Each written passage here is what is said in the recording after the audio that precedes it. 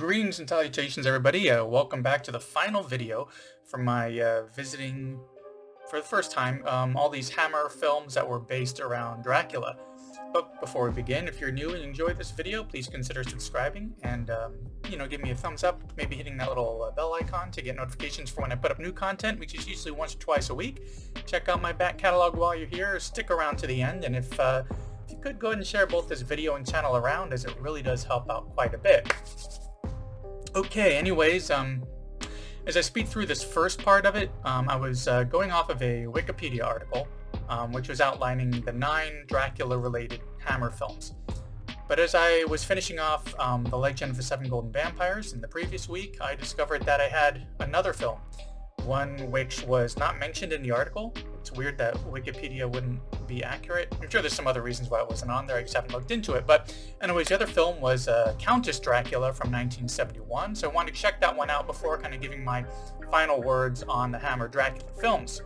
So, obviously I'm a little bit out of order here because I had already caught up to 1974 with Legend of the Seven Golden Vampires, and this one's from 1971.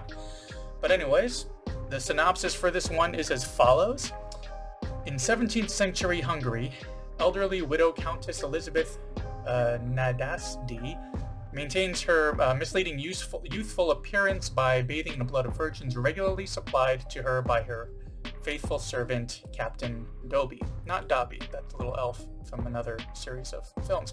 Anyways, I'm just going to have some quick words on this one because, first off, it's based off the tales of Elizabeth Bathory, who was reported and recounted to have basically murdered tons of virgins and bathed in their blood in an attempt to retain her youth. And it's a very old vampire story that I remember reading into like way back and was very interested in it. So of course, going right into this film, I was right on board with it for that initial first 20 minutes, I would say. It really had pulled me in, but slowly as this film unravels, it also unraveled itself. It kind of lost me. I'm not sure exactly why, but the pace was really off and I just couldn't really stay interested. Throw on top of that being so loosely connected to Hammer versus the other films in the Wikipedia entry, I had a hard time kind of getting through this one. It didn't have any of the same actors in it. And ultimately I wouldn't really recommend it, especially since there are some much better vampire films, within, the Hammer library to check out, and, that are more worth that 90 minutes of your time. But as for which ones, as I move on to kind of like my little wrap-up of checking out what ended up being 10 of these films in general, my overall thoughts on those 10 films that I've seen, which, it actually dawned on me that we're in September now and I've watched 30 Hammer films this year since January. It's just crazy. It's quite a bit considering that we're kind of living in the golden age of content these days with so much to choose from. I frequently kind of hit this bout of like choice paralysis where I end up falling back on YouTube videos, people falling down, cats losing their cool by being given a bath or something.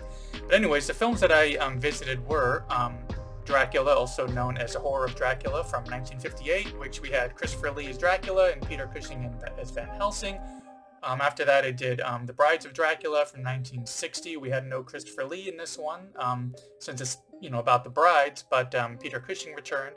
And we had Dracula, Prince of Darkness from 1966, which we had Christopher Lee, but no Cushing that time. Dracula is Risen from the Grave from 1968, also with Lee, but no Cushing. Taste the Blood of Dracula from 1970, again Lee, but no Cushing. Scars of Dracula from 1970 as well, and the same, we had Lee, but no Cushing. And then we had Dracula AD 1972 from 1972. And we had Lee and Cushing in this one, and it kind of updated it, so Cushing was like a descendant of Van Helsing.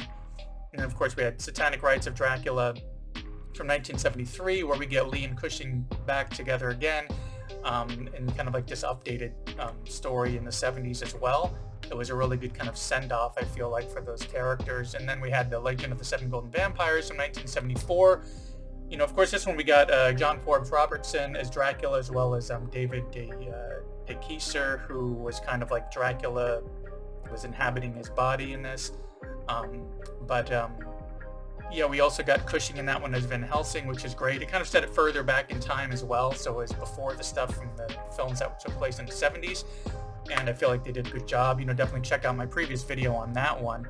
And but yeah, actually, check out all the previous videos that I did, not just because I wanted to watch them, but because that's where I kind of go into much more detail about all those films. I may have missed one in there, but with all that said, I would have to say that the ones that really stick out to me, that I feel are worth checking out, after kind of thinking back on these over the last, I believe it's been about 10 weeks or so, was Dracula / the horror of Dracula, of course. That was our introduction to having Christopher Lee from 1958. It was great. Same thing with Dracula Prince of Darkness, the follow-up from 1966. The Satanic Rites of Dracula, I think that might have been one that okay. So yeah, Satanic Rites of Dracula from 1973, that was a really good one as well. And especially the one that I really was not expecting to enjoy, but ended up really enjoying, was The Legend of the Seven Golden Vampires from 1974.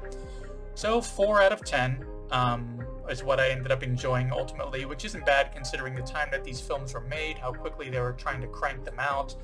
And they obviously had some issues along the way trying to decide what to do with the franchise to kind of keep it fresh and throw in some changes. In some cases it worked, in some cases it didn't. And in the cases where they didn't really make any of those updates, some of them just felt like more of the same old, where Christopher Lee was getting a bit bored with it. But at least out of those 10, they were all kind of interesting to check out for one reason or another, and I did get a solid 4 films out of there that I would definitely go back and watch again. But that's about it for this, little kind of wrap up on those, and if interested, I'd recommend at least checking out those 4 if you have access to them. And I think you may, like me, enjoy checking those out. And speaking of checking out, thanks for checking out this video and sticking around, not just to the end, but throughout this entire series. If you've been watching these from the beginning, be sure to like, subscribe, hit that bell, share, all that stuff, because I'm still working my way through some other horror revisits like I did with Friday the 13th. I'm currently working on the franchise for Nightmare on Elm Street before going into some remakes, and then some other franchises, that ones that either haven't seen in a long time or some that I just never kept up with, similar to what I did about a year ago when I went through the Halloween films, because there were so many of them that I hadn't seen over the years. But I'll also be putting in some one-offs, speaking of which, I'll probably go every now and then an older Universal film that I either haven't seen in a long time or I'd never seen. And as well as some more Hammer films. I got some Frankenstein ones, some Mummy ones, and a bunch of one-offs from Hammer. I don't know if I'll be doing a video for every single one of those, but I might do a video that compiles a few of them, or just do a video for the ones that really stick out as worth checking out. But anyways, that's it for now. Another little quick video here this week. Thanks for coming by, and I will see you in the next one.